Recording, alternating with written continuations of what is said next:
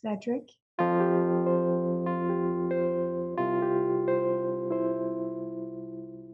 How much love I had for him when he was born and all the hope I had for him. Welcome to Still a Part of Us, a place where moms and dads share the story of their child who was stillborn or who died in infancy. I'm Winter. And I'm Lee. We are grateful you joined us today. Please note that this is a story of loss and has triggers. Thanks to our lost parents who are willing to be vulnerable and share their children with us. If you're listening to this podcast, just know that on our YouTube channel there are pictures and videos that are related to the stories that are being shared. Subscribe and share it with a friend that might need it and tell them to subscribe. Why? Because people need to know that even though our babies are no longer with us, they're still a part of us.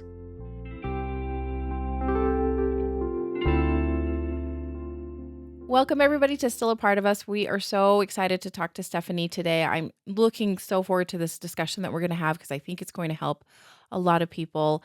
So welcome, Stephanie. Thank you so much for coming on and chatting with us about Cedric and your family and what you've gone through. And it's been a lot. I'm excited to, like I said, get into this a little bit more. So welcome. Thank you. Thank you for having me. Yeah.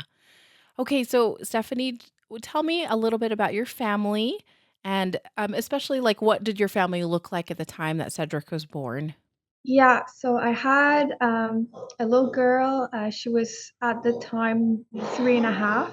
Okay. Um, she was actually born with symmetrical IUGR, Oh, okay. which is really rare because usually they're if they're smaller, there's something called brain sparing that happens where the head is normal size but the body is small.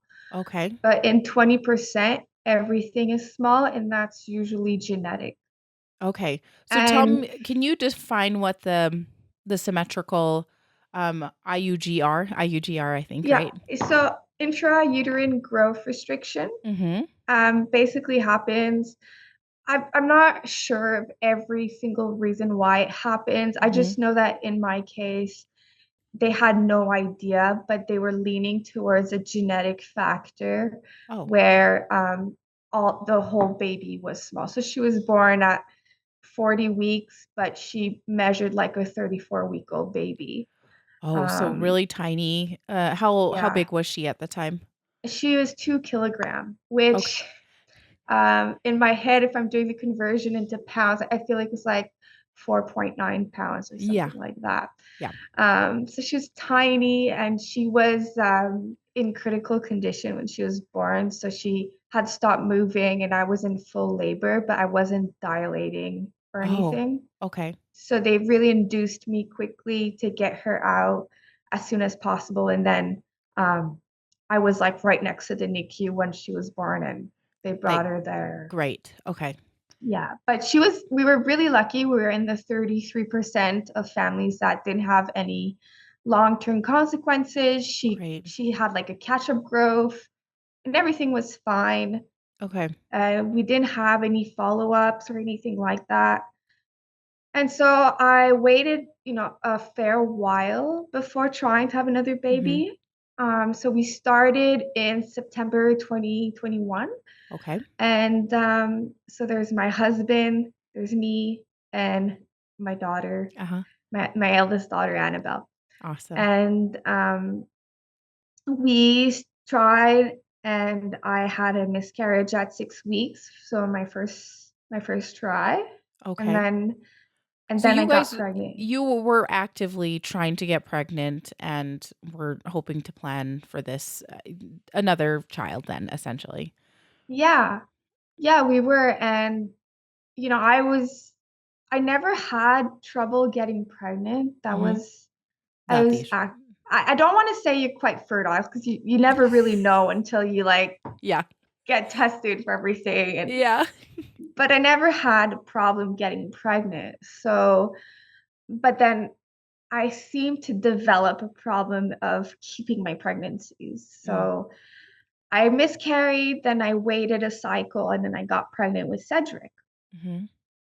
And it was so funny because I remember those first like 3 months, I was like so nervous of losing him again. Yeah. And I went in at 9 weeks to see my OB, and they were just like, so your last pregnancy was fine, because I'm located in Canada, Mhm. so we don't have like a follow-up with your OB. Like we do have a postpartum follow-up, but it wasn't with the same OB that followed my pregnancy, so she didn't know about the Oh, IUGR.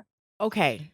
So she was just like, yeah, your last pregnancy was fine. I see you gave birth at 40 weeks. And I was like, actually, no. Like, Annabelle had a symmetrical IUGR, blah, Okay. blah, blah. And so she was like, oh, so she prescribed me the high folic acid, which is like 5 milligrams Okay. instead of one. I was 1. taking the one, and I Okay. did take the one before trying to get pregnant, like a few months. And so she put me on the 5 milligram, and she gave me some 80 milligram aspirin, like the baby Mhm. aspirin, Mhm. but it wasn't the full dose. It was like one pill instead of two. Yeah, okay.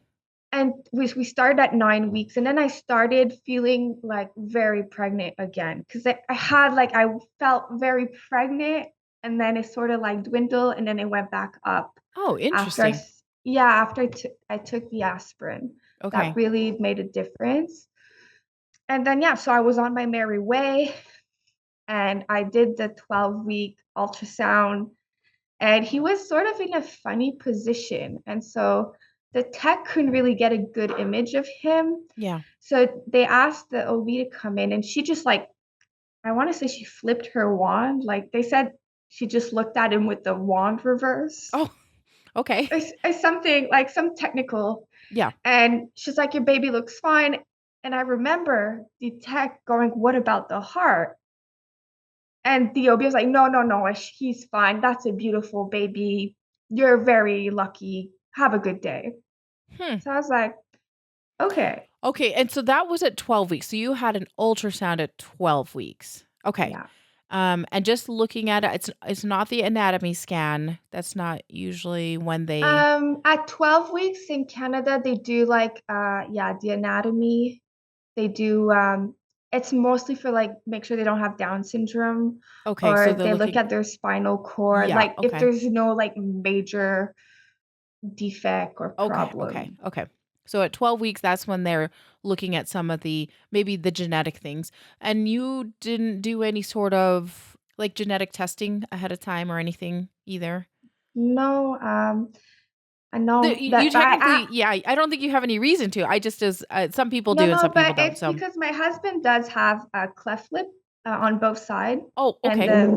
but it's mostly men, and it skips 2 generation, it comes back. Before it comes back. Okay. But I had spoken to my doctor, and she's like, even if you could have all the answers, I don't think you want to know. So I was like, okay. Okay. So we were on our merry way. And then I remember I did the Down syndrome testing, the first part, because just like at 12 weeks, you have a blood test, and then you go back at 16 weeks for another blood test or Okay. something like that. Okay. And I remember around 15 weeks, was it? Sorry, I took notes because also I would Which is forget. good. It's good.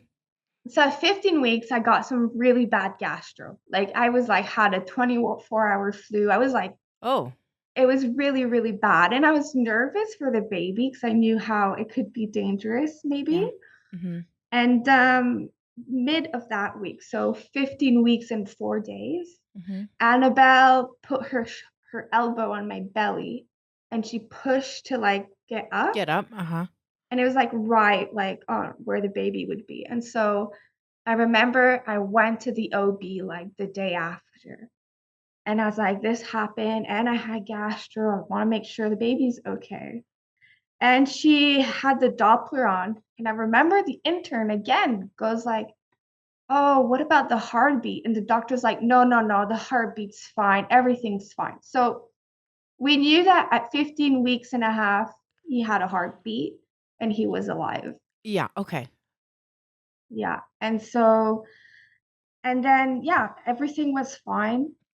Uh, we went on for another 3 weeks. Okay. And Were you feeling okay? Like well, I morning wasn't feeling sickness? as it's funny you say that because around early 18 weeks, I was like, gee, like this bra didn't fit me before, and now it fits me. And it was just a small thought went through my head, and I didn't pay attention to it. I just thought, oh, good thing. One more bra that fits, right? Like, Yeah. didn't really think about it. But now that I look back on it, I was like, okay, I was losing pregnancy symptoms. I wasn't feeling as nauseous. And I remember the day I started bleeding and losing fluids. Uh-huh. I woke up in my sleep and I was sleeping on my stomach. And when I'm pregnant, I never do that. For Yeah. some reason, it's like instinctual. And so I was like, okay. And I remember waking up at 3 a.m. So we're at 18 weeks and 4 or 5 days, something like that. And I remember waking up, I was like, I'm really wet. I think I peed myself. And so Mm. I wake up at 3 a.m., I go to the bathroom and I'm like just covered in like blood and amniotic Oh, fluid. yeah. And I was like in denial. I was like, I think I'm losing the baby, but I was like, trying to be positive. And I was like, maybe I'm just spotting. Maybe this A is lot of things. benign and it's Yeah. all right. But like deep down inside of me, I knew I was losing my baby. And so I woke up. I couldn't fall back to sleep then. And I called my friend. I was like, do you think I should go to the ER? Like, I think that's gonna be okay. And everybody was like, yeah, you need to go to the ER. Hmm. Hmm. So I waited till 8 a.m. And at 8 a.m., I called my OB and I was like, I'm having some bleeding. Should I come in or should I go to the ER? And they're like, no, you have to go to the ER. I'm like, okay. So I go to the ER. It's like 8:30. And I go to triage. Hmm. And we still had some like over here in Canada, we still had a lot of like backlog in the hospitals because of Okay. COVID. Because of COVID. Yes. And so once again, it's September 2021, right? Now we're March 30th Oh, of 2022. 22. Okay. So Or still have some, I'm sure there's still plenty of either restrictions or like other things that are causing yeah. hospitals to be kind of a little weird, actually. Actually, sorry, we're March 29th. Yeah, so March Okay. 29th, 2022. And the nurses are like, they're exhausted and they're Yeah. short staffed. And Yeah. I got this nurse, and I'm sure she was absolutely exhausted, but she just looked at me and she's like, you shouldn't be here. And I was just like, I'm so seriously, I'm such a like conscious person about people being overworked and I really don't want to like pressure the system more than it needs Yeah. to. So when she told me that, I was like taking it back, and I was like, well, I called my OB and they referred me here, and she's like, you shouldn't be here. You should go to the maternity ward. But I was like, they don't take patients under 20 weeks. And so she called maternity ward, and they were like, no, you have to leave her in the ER. And then she starts examining me and she's like, you just had a little bit of spotting. She's like, you shouldn't be here taking up resources like that. It's because of people like you that the ER is always full. And I was like, Oh, I got all this emotion. I got like really like I was really sad. yeah. And then I started like then she started saying like, well, okay, then I'm just going to clear my OB room for you and you're going to be the first patient in, and like being super passive aggressive. Wow. And so she returned me to the waiting room and I was having contractions, which at the time I didn't know were contractions because my only experience of contractions were at a 40-week baby, not an 18-week. Yeah. So they were a lot lighter and it Yeah. just felt like a little bit of cramping. Yeah. Um, and so I remember going back there and thinking to myself, well, you know, maybe I shouldn't be here. And so I waited there until 1 p.m. And then I said, you know what? I Oh, didn't have that's any more cramping, uh-huh. which is good. It's I know in the States it's quite long, but in Canada, like that wouldn't be considered too long. Yeah, okay. Okay. Um, at Well, 1 p.m. I and was like, were you there by yourself too? Was your husband with you? so my Or husband was with Annabelle, oh, and that's right. I That's right. was there alone Okay. up to that point. And then Okay. at 1, I was like, maybe this nurse is right. You know, I should just go home. I don't have any more cramping. I haven't bled more. I think I'm gonna be fine. I should just head home. And then I called my mom, and my mom was like, no, no, no, you need to stay there. Like, you've waited all this time. Like, don't lose your spot. She's like, I'm gonna come over and sit with you. So I was like, okay, I'm gonna wait another hour. And then at 2 p.m., they called me into a room, Okay. and I waited another two, 3 hours, 2 or 3 hours. Okay. And um, then the attending came in. He's like the trauma attending. Mhm. And he just come in and he's like, okay, your baby's dead. It's not looking good. Like, just like that. And I'm literally, Winter, I was just like, uh, okay. Wait, And wait. How did they get any sort of how was no, he able to he didn't know. He just saw I had spotting at 18 weeks and he was just like, your baby's dead. And so he had this nurse come in and hold my hand while he did the echo. And it took about 10 seconds. And he was like, look, there's no heartbeat. Okay, I'm gonna switch you to the maternity ward. So he Oh, leaves, and I'm just so I have this denial. And I kept remembering the 5 symptoms of grief. And I was like, I'm in denial. I'm in denial. Like this, I'm 18 weeks. This can't be happening. I'm like, this doesn't happen to, I'm not going to lose it at 18 weeks. Like, yeah. what is this? I was like, I'm sure the OB is going to come here. There's going to be some sort of like technicality and this baby's going to be okay. Yeah. Like in my head, I was like, Yeah. it's like literally my train of Yep. thought, which is Yep. now that I think about it, like complete denial. Yeah. And then the resident OB came, she did the ultrasound, and she too was like, there's no more heartbeat. I'm really sorry. And I started like being like, no, no, the attending OB is going to say it's okay. And I kept like telling myself that. But I told the resident, I was just like, I voiced, okay, what are my options? And she goes like, you could schedule a D&E, but you'd have to keep the baby for a week while they had time to take you in, or we can give you misoprostol and induce labor, and you could give birth to him tonight.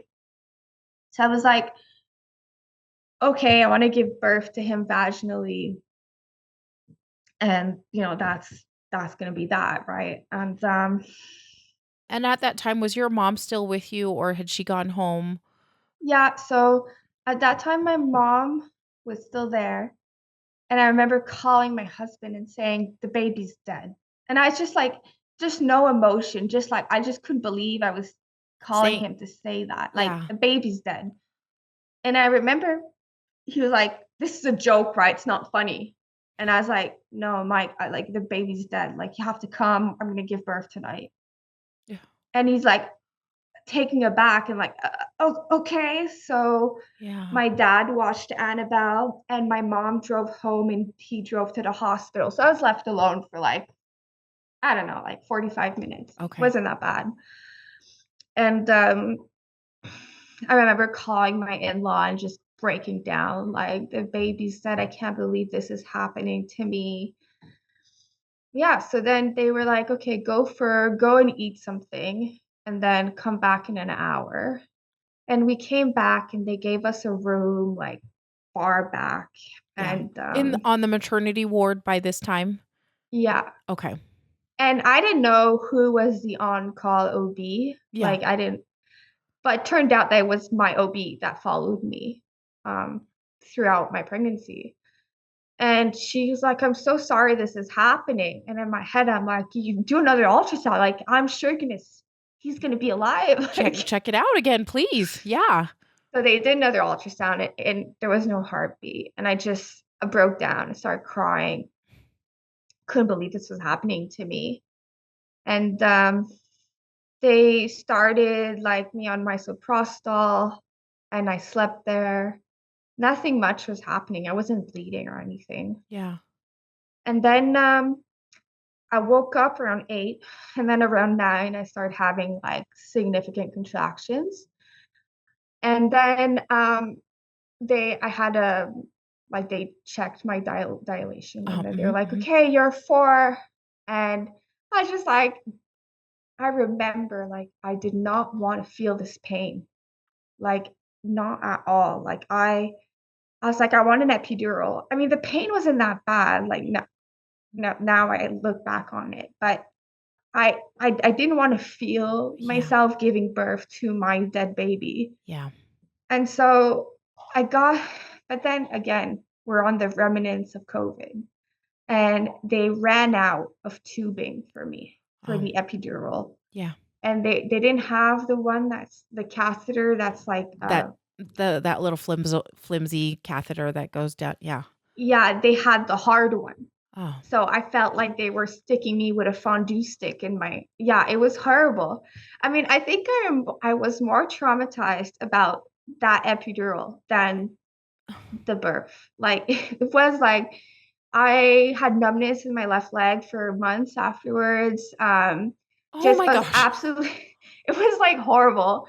And then to top it off, like 5 minutes after the epidural, the baby was like crowning and coming out. Oh, of course. Yeah. And the anesthetic, the guy that did the epidural was just like, what's your name? How are you? I remember I had my hair all over me and I was crying. And I was like, I don't want to talk to you. Like, I was like, read the chart. Like, I'm losing my baby. I don't want to say like, oh yeah, I'm doing great, sir. Like, yeah.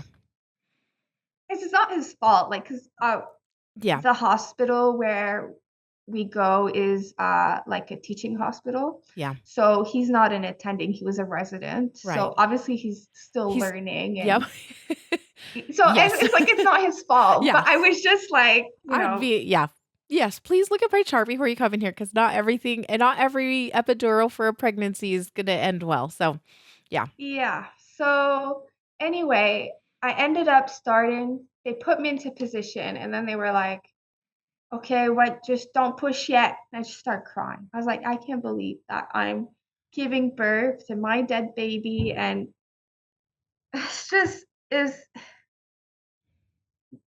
all the emotion came out, started bawling. And then the baby like half came out. Yeah. And then she was like, okay, well, don't stress. You got to push. And I pushed, and, I gave birth. They put him on my chest. And I remember while I was waiting for the misoprostol to work itself out, they kept telling me, have you thought if you want to hold your baby? Yeah. What's going to be his name? And those were things that like I had no idea. Like I never thought of. I never heard anybody speak of that. Yeah. And it's so funny. That's another reason why I really wanted to come on here, was because I had read this article in like this girl from BC that had a medical abortion because there was too many damages to her baby. Like he just couldn't survive. And she was 22 weeks. Yeah. And she opted for a DNC. And I remember reading in the article how she woke up from her DNC and she was like, where's my baby? I want to see my baby. And they just had disposed of the baby. Yeah. And so that's why I was so relieved that my hospital, really said you should give birth, you should hold your baby. They really, and if it wasn't for them, I don't think I would have done it, because I was really nervous at 18 weeks. I was like, what's he going to look like, Yeah, totally. But once they put him on me, it was like if he was 40 weeks. It was my baby. I held him. I was crying, and it was like it was a lot, but I'm so glad I did Yeah. because I'm never gonna get those moments back, you know? And it made the whole thing real. Yeah. So yeah, so we held him and then we put him, then they told me it was a boy. Then I was like, I was right.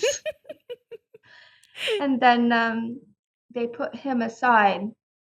About 10 minutes later, they were like, do you have a funeral home? 10 minutes later, they were like, do you have a funeral? I was like, lady, like first of all, I was having like the itches. Like I never had Oh, that from an epidural. The itches. Then yeah. I was like, Mm-hmm. my BP was dangerously low. It was like really low. And so I was like sort of passing out. And they were like, do you have a funeral home? I was like, lady, like I'm Give me wiped here. Yeah, Like give me a second. can you give me like 2 or 3 hours maybe? Like, and she's like, okay, I'm gonna come back, but this is urgent. I was like, okay. And I really wanted to do aquamation. I did because it's like more environmentally friendly. Mm-hmm. So it was like finding a place that did aquamation and Okay, wait. like I actually don't know what acclimation is. Tell me what acclimation is. yeah, so basically you can either like cremation is like when you like you just Yes. burn and get the Uh-huh. ashes. But then aquamation is just like you put them in water that boils Okay. and then you have ashes afterward. But just the process is more eco-friendly. Oh, okay. Yeah, and in my area it's quite rare. So, but Okay. I found this place and the guy was so nice and he was so understanding and because they were so small, they don't charge you. It's like free. Oh, So, that's kind. but then they came in and they were like, do you want genetic testing? And I was like, yes, please sign Okay. me up. Yeah, You yeah. know, like Yeah, I you're want like, to know what obviously, happened. yeah. Yeah. And so they organized all of that. They took the baby away. Oh, wait, Stephanie, I'm gonna ask a couple questions really fast. Yeah. How big was Cedric? He was 63 grams. 63 grams. Oh, so little. Yeah, it was. So then the geneticist came in to talk to us, Uh-huh. and she was just like, I looked at Cedric, and I feel like he was dead for 2 weeks. So he would have been dead around 16 weeks. Okay. What is your mind thinking? Because that's kind of happening, that's occurring around when you had some sort of maybe GI issue. Yeah, I had that Um, a week before. yeah. And I didn't, I didn't know because I didn't know if he was like IUGR like Annabelle. Right. And Okay. that's why he was so small. Yeah. Or if he was really dead 2 weeks before. Like I had no idea. And the worst part was that around 15 weeks, I had started to feel him move. Yeah. And then it stopped. And then so it Yeah. I don't know. It was really upsetting to me to know that my baby had passed inside of me for that long Yeah. and that I missed it. So technically they call it a late miscarriage. A late miscarriage. Yeah. And they discharged me. I went home the same day, but they had held on to my my Medcare card. Like in Canada, you have a card and you just Mm-hmm. give that and everything's free, right? So Yeah. they had held on to my card. And so the next day they call me and they're like, we have your card. You have to come and get it. And I remember my husband drove me there because parking's a nightmare. He was just like, go and come back and I'll Yeah. pick you up. Yeah. And I go up there, start crying. Like I was like, I have to pick up my baby. It's like my Medcare card. Like I need my baby. And they were just like, your baby's gone. He's gone to autopsy. No. And Do they do an autopsy for every? Did you guys request an autopsy? I'm not. yeah, I'm not totally sure what the the procedure is Yeah. usually. So you did request an autopsy. Okay. When they came for genetic testing, I said I want an autopsy as Okay. well. Okay, perfect. Okay. But it's not like, I don't know how it is in the States. Up here, the process is really long, though. You don't get answers for, they Months. told me 6 months, but Yeah. it ended up being something like 8. Okay. Yeah, 6 Um, months I think is pretty typical in the States as well. It takes a long time to process everything and yeah. get reports and everything. So, yeah.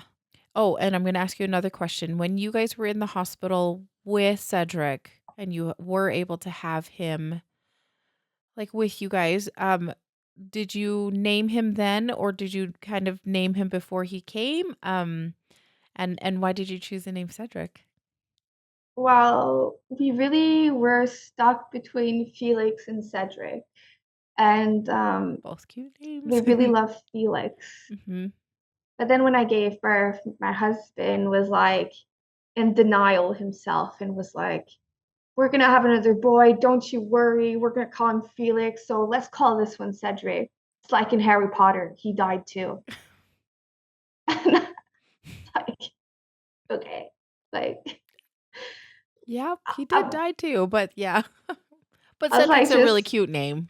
yeah, and it's really important for us that it's bilingual because obviously our mother tongue is French. hmm So it's really important for us that it's a name that is well spoken in French, in English, and Yeah. other languages. Yeah. So Cedric was it was good, and yeah. So I then went on my merry way home, got my card, had a meltdown at the hospital. I want to get my baby back. Yeah. They just gave me my Medicare card, so I went back, went home. And in Canada, you have only 7 days to come back for postpartum complications where you don't have to go to the ER. Oh, okay.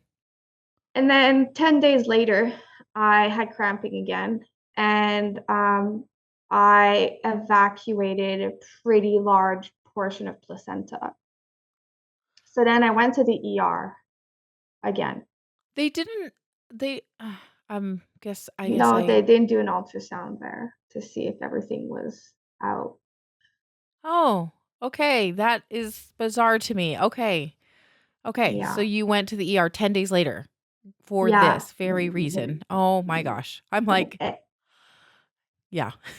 So I'm And astonished. because of everything that had happened, my only mechanism was bawling my eyes out, being like, this can't be happening again. Like, just freaking out. Oh yeah.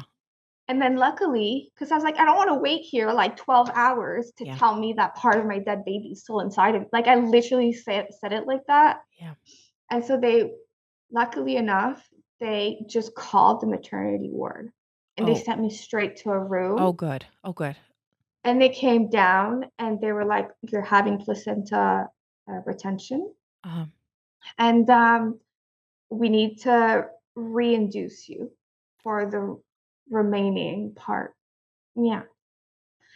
So they gave me misoprostol. They sent me home.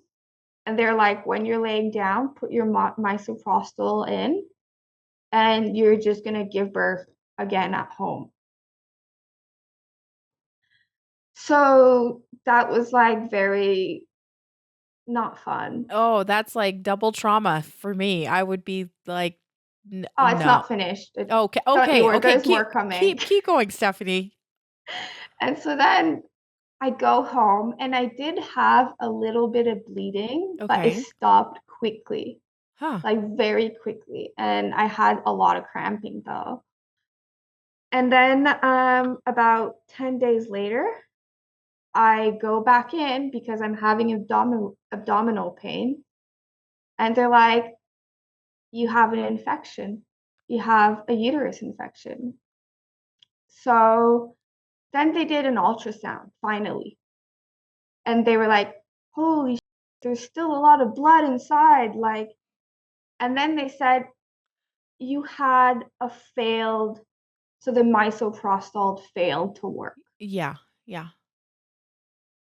And then I was like, great, so I'm gonna have a DNC now. Like, what's the What's deal? And I saw the high risk OB, And again, for this situation, I had to go to the ER again and cry again and say, this system is broken. Like, why can't I just go straight to maternity? I'm having serious issues. It's Yeah. not a joke. Yeah. And they accepted to see me at the high risk clinic. And they were like, listen, we don't think a DNC is good, especially if you want to have more kids. There's risks that you're going to have scarring, and Yeah. it's maybe unnecessary because if we were in the wild, like you wouldn't have a DNC, you would just let it pass. So they gave me antibiotics, and I then, like 10 days later, had my period, which Okay. was like giving birth again. Because it was it was everything basically coming out then at that time. 50%. Okay. But And 50%, then 50% only? What? yeah. And then the next cycle, I had the same thing and like had major cramping, like Ye major. Yeah. Like I thought I had endometriosis. Like I usually don't even take Advil for my period, but this time it was It like was bad. folded into like really bad. And yeah, so basically, yeah. Then after that, I thought I was going to be ovulating again, but so I tested, Yeah. but I wasn't ovulating. Oh, So okay. until my system started ovulating again and I was back to normal, it took a solid 3 months, 3 cycles. Before it was back to I Yeah, mean, really. I mean, with the infection as well, did that clear up okay? I'm assuming it cleared up okay with the yeah, antibiotics. Okay. Okay. yeah. But Oh. and just that's just not, talking about all the emotional. Yeah. I know, we're just talking medical here now. I was like, Yeah, I can imagine you going through this and, like, breaking down every single time you go to the ER or to the maternity ward and just, yeah, like, being reminded all over again every yeah, single time, like, of the trauma that you experienced there and yeah. continuing to experience, it seems like. Holy cow. It's like, I remember I can't remember what grief podcast it was I was listening to, but this person said, it's like when you lose a child, it's like a part of you, you lose a part of yourself, Mhm. and it never goes away, but you are able eventually to cope with it and live with it more. You get okay Yeah. with that. But it's totally that. And for those first 3 months, I don't want to say I was severely depressed because sometimes I would be perfectly okay, but then like 3 minutes later, they'd completely break down crying. Yeah. And then 10 minutes later, be completely okay. Yeah. It was such a roller coaster of emotions. And that first week I came home, I had to have a teddy bear sleep with me because I had this feeling of being completely empty. Yeah. And somehow the teddy bear sort of soothed me and I felt pregnant again. Like Yeah. it was really, really weird. But I think also very normal too, because I get where you're coming from, that there's like you said, feels like there's like a hole in you. Yeah, And completely. yeah, and there's a part of you that is missing, and it feels like it's never going to get filled. It's never going to, like, you're never going to be right, you're never going to be whole, you're never going to be okay. You just That's how you feel. You just kind of feel like be you're going to be walking around with a hole in your heart. It's a Yeah. terrible feeling. And it's like still to this day, they ask me how many kids I have. I was like, I have 3 kids. Like it's not like I have 2 kids. And it's so weird. And it's for so long, you tell people I just lost my baby. And it's like silence, froze. It's like he shot like an AK-47. Nobody's speaking. They don't know what to tell you. Yeah. And usually, like, because when I lost my first, well, it wasn't my first miscarriage, Yeah, but yeah. that they were like, well, it's only 6 weeks. But then when you tell them 18 weeks, they just like they can't tell you, oh, well, at least it was just that 6 weeks, Uh, at least it's, Yep. they just don't know. And I realized how taboo it was to speak about those things. Yeah. Yeah, it was just, Oh. Stephanie, I'm so sorry. I just am like just astounded by what you have been through. So when I actually want to go back to, did you guys end up having a little funeral or a service, or did you just have Cedric's body, the so acclimated? yeah, so we got the ashes back about 3 weeks later. Mm-hmm. And then I just held on to them in a Ziploc baggie for like a really long time. Mm-hmm. And then I was like, I don't want to make like a big like I'm not like a like tree hugger. But I do want to be conscious of our environment. Yeah. And I was like, wouldn't it be nice to just put his ashes under a tree and let the tree grow? And we have a big farm out here, and so I got a spot and I put his ashes down and I put a tree, and Right it's a there. weeping willow, Oh, and it's actually just bloomed completely. has It's it? really nice now. But so he's there, and I remember about 6 months ago we had an offer to buy the farm, a really really good offer, and my parents accepted it. And I was like, well, my baby's there. Yeah. Like I felt like I was leaving him behind. Yeah. And it's just this whole process made me question. I'm not like, I'm not overly religious or anything, but it's developed for me a faith in something bigger than us, a faith in life. And during those 3 months, and still today, I kept telling myself, everything happens for a reason. And at first, I was angry and I was like, I don't, Yeah. you know, this, Yeah. like You do not want to every hear that. you don't want to hear Mm-hmm. it. But Mm-hmm. as something I always say as a person, I kept telling myself, you have to believe that something happened for a reason. Yeah. There's something bigger to this.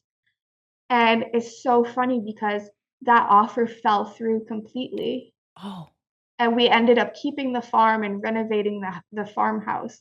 yeah. But it was I felt so relieved. I felt like, oh, Oh, my baby, my baby's gonna stay with me. And yeah, so it really hmm. taught me, even at my darkest moment, to like have faith that everything does happen for a reason. You don't want to hear it. You don't. Nope. But eventually I started saying, yeah, it happened for a reason.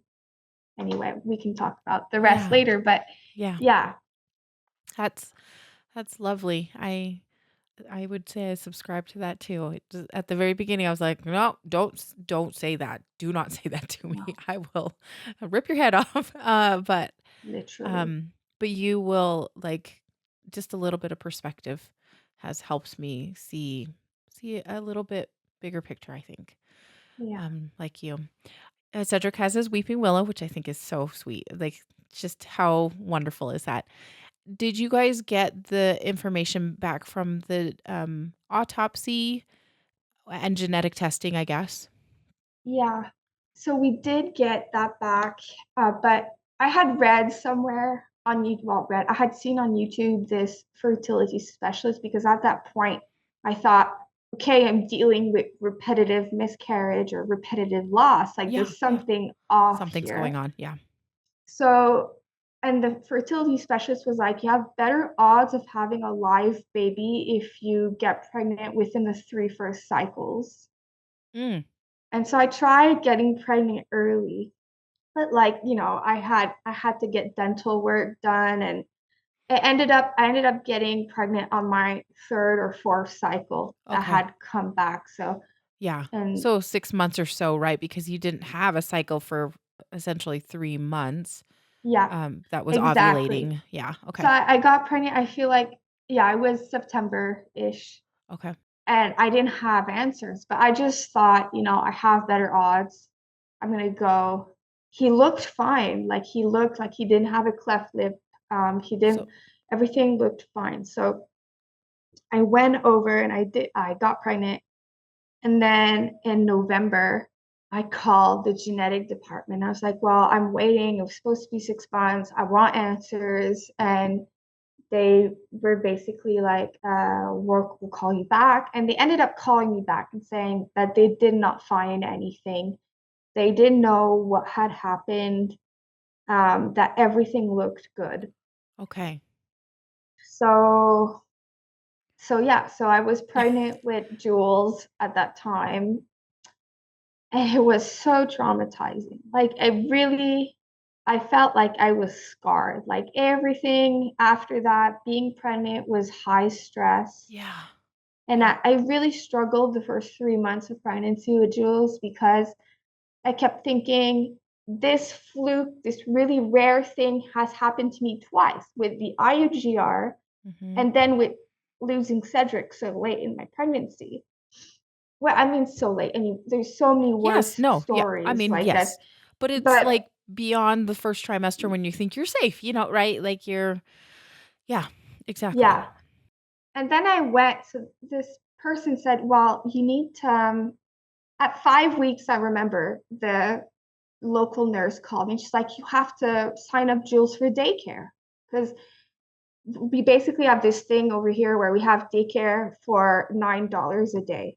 It's like subsidized. And, but the Wow. That's, waiting, yeah. yeah, Okay. But there's a yeah, waiting it's, list. yeah, there's a big wait list. So when you get pregnant, you sign your baby up right away. Yeah. Okay. But it's like it's a really great system, and actually other provinces are trying to copy us. Yeah, so basically, I broke down. I was like, well, I don't know if this pregnancy is viable. What if I miscarry again? I like didn't want to sign her up. Yeah. And then they were like, well, maybe you should go to a counseling group where other women are like having their rainbow babies. So I was like, was sort of like, okay, so I go there. And there's two other ladies that had losses, but they were very early, like Mm-hmm. prior to 7 weeks. Yeah. But there was this one other girl that had lost her baby. She had a stillbirth at 33 weeks. Oh, yeah. Okay. And it just really didn't help me. I just was like, You're you like, see, it could be worse. I could have lost it. I could lose Juliet at 40 weeks. yeah. I just got so negative. And I ended up going to like private counseling, Okay. and that really helped me.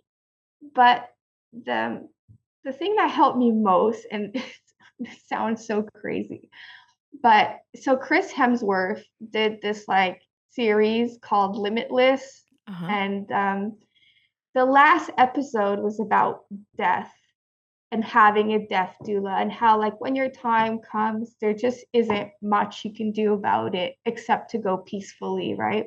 Yeah. And I don't know, it like really hit home for me. And I was just like, I can't change anything. I can't do anything. And like the counselor said, I have to be positive. And from that day on, I was about 13, 14 weeks pregnant by then. I was just like, that's it. I was like, Okay. I can't do anything. Yeah. I can tell people about symptoms I'm having.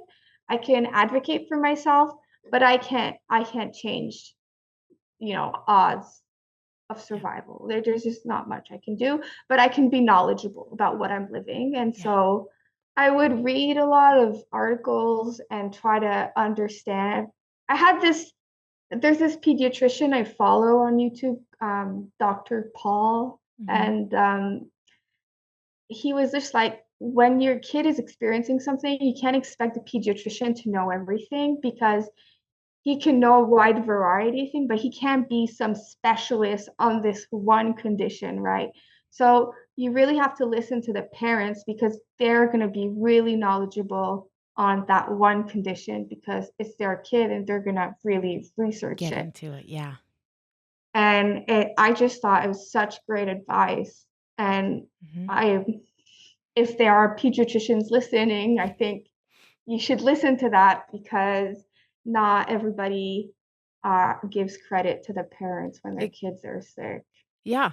Because parents are like with them all the time, and Yeah, when something's not right. Yeah. Yeah, yeah. And especially like with Annabelle, I had postpartum anxiety, Mm. and I only heard about postpartum depression. Right. So when I was like something like 12 months afterwards, I realized I had postpartum anxiety and I went to see someone. It really helped me, but and I was like I'm a very open person. Like I don't like I'm very like straight and Yeah. direct. Yeah. Yeah. And I started finding that after being open about that, that people were like, well, you have anxiety. You have anxiety. So, whatever you say, we have to dial it down because you've got anxiety. So I had a lot of that Mm. in my pregnancy with Jules, and I didn't because funny enough, when I stopped breastfeeding Annabelle, it's like my anxiety went away. And now that I had tools to know how to, I knew I really had to prioritize my sleep and work out and eat right. Yeah. And all of those things together made me deal with anxious moments a lot Mm. better. And this time around, I didn't have depression. I didn't have anxiety or anything when I gave birth to Jules. It's been really good and in check. So, yeah. That's great. So, Stephanie, I wanted to just make sure that I covered everything that about Cedric and his birth and everything. So, he was born. Can you remind us what date he was actually born? Because you, He was born on March 30th, 2022. okay, wonderful. And did you guys, while you were in the hospital with him, and I know he was just so small, he was 63 grams, so small, and really, I'm sure very fragile. Like I'm sure his body was so fragile. Did you guys do anything in particular with him, or did the hospital offer any sort of support to help you guys make some memories with him while you were there? Yeah, I mean, they offered to take prints and everything, but he was just so small. We were just like, it's okay. And then Okay. they usually have this on-call photographer Yeah. for stillbirths, Yeah. and they couldn't come that day, so I just quickly took my iPhone. And my that was a big, not disagreement, but like my husband was like, I don't want a picture. Like, I don't want to remember this. This is the most horrible day of my life. Yeah. And I was just like, I want pictures. Okay. I might not want them right now, Yeah. but Mhm. I know that I'm gonna want to look back on them. And he just really was a classical. I don't want to say classical. I don't think all men are like that, but it was a very like, you know, try to not speak about it. Yeah. As I'm so like trying to speak to everyone to like find comfort. Yeah. Well, and I think So yeah, people deal with things differently, whether it's a man or a woman. It's yeah, surprising hearing all the people that I talk to and how they've managed to get through things and figure things out and process things. So yeah, it's no fault of his for sure. It's just the way he needed to compartmentalize that maybe to be able yeah, to move forward. So, yeah. um, and is there anything else that you would like to share with us about Cedric and his little life, his short little life, but really precious to you? Well, let me think. Um, no, I don't think there is. It's just, you know, I've really realized with all of this that it's a lot like when you have a miscarriage or stillbirth, you have hopes, you have dreams of Yeah, what could have been. yeah, And especially with Cedric, in that short period of time, I had lost a lot in that year. I'm I had a few Grand Prix horses show jumping when I was younger, and I uh-huh, traveled all over the world with them. And uh-huh, my one really good horse I had kept to retire, and he passed away a year before. I was really close to like, it's yeah, just my for me, my horse is like, yeah, and then my dog that had traveled all around the world with with us, you, uh-huh, she passed away too. And then Cedric, and it just felt like I had a lot of loss, a Yeah. lot of grief, and it's so weird, but like I don't like I was not like psychotic, okay? Like I was it was all there, but sometimes I would turn my head quickly and I would think, "Oh, it's my dog Poppy's here," like, and it wasn't. It was just another dog.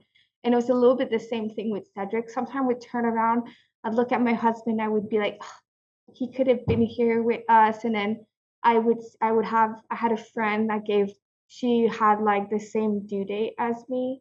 Oh, She had her baby, and every time I look at her baby, I'm like, that could have been Cedric. Cedric could have been that age. We yeah. could have done this, that with him. Yeah. Or even a few weeks ago, we went for Jules's passport, and I like really had a moment in the car, like where I was like crying and Yeah. like thinking it's something I never got to do with Cedric. I Yeah. never got him a passport. Yeah. Like, yeah, I think that's the only thing really that is Yeah. left to say. Yeah, that the hopes and dreams, all the events you would be doing with them, you Yeah, just miss out on that. That is heartbreaking. That is hard. So, yeah. No, I just yeah, it was traumatic. It was I can't like and to be honest, the only person I knew at the time was Chrissy Teigen that had gone yeah. through something similar, Yeah. and honestly, thank you. Like I don't know if Chrissy Teigen watches this or not, but thank you so much. And like I remember waiting in the ER and like I had fear not knowing what was going to happen. And I had found your podcast on YouTube and I was watching that, and I'm going to sound totally faded here, but sometimes I was crying in your like I was watching your podcast and it would make me cry, but at the same time would feel so much better knowing that I Yeah. wasn't alone Yeah. through this. Yeah. And We it you know, it often yeah. the babies are more like more close to term, which is even more heartbreaking. But I felt like I'm not alone in this, right? Yeah. This Yeah. women have survived this, and I'm gonna survive this as well. Yeah. Stephanie, you're definitely not alone, and we are so glad that you've found a community. I mean, it's a really terrible community to be a part of, but if you if you need to be a part of it, we're grateful that you were able to find some comfort in some of these women's stories. And so, thank you so much for sharing Cedric with us today, because you're going to do something for others that hopefully they will find some joy and comfort and company and community in your story of Cedric. So thank you again. Absolutely. Thank you for having me.